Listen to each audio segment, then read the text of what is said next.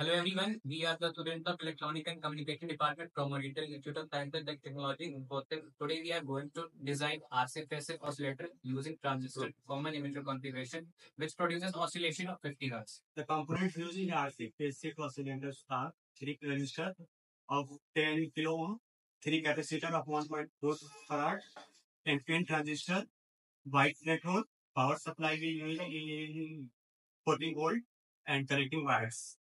RC phase-shift oscillator is an oscillator that uses a combination of resistors and capacitor in its feedback network to produce a total phase shift of 180 degrees, which when combined with the 180 degrees phase shift inverting by an amplifier, like a transistor or op-amp, satisfies the Barkhausen criterion for sustained oscillation. This is the circuit diagram of RC phase shift oscillator. From the diagram, we can see there are two major components. There are two major parts of the circuit. One is the common emitter amplifier circuit and the other is the RC phase shift circuit.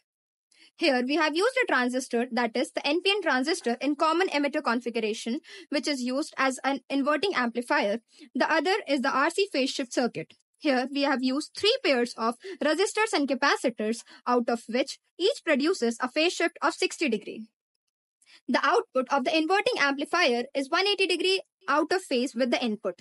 And this is cancelled by the phase shift produced by the RC phase shift circuit. That is 60 degree produced by each RC pair. So the total phase shift produced is 180 degree. Therefore, the feedback and the input will be in the same phase, that is 360 degree phase or 0 degree phase with each other. And hence we can produce oscillations of a particular frequency. This is the breadboard diagram. Now let us perform the experiment.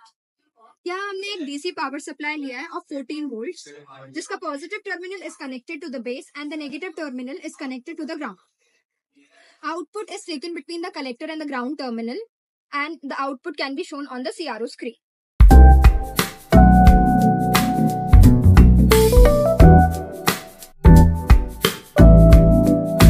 We are moving to a calculation part. There are two parts of calculation. One is theoretical and second one is practical.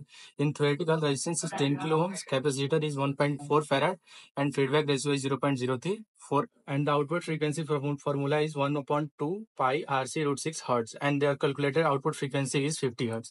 Now we are moving to a practical frequency, and the practical frequency is 50 hertz as shown in CRO.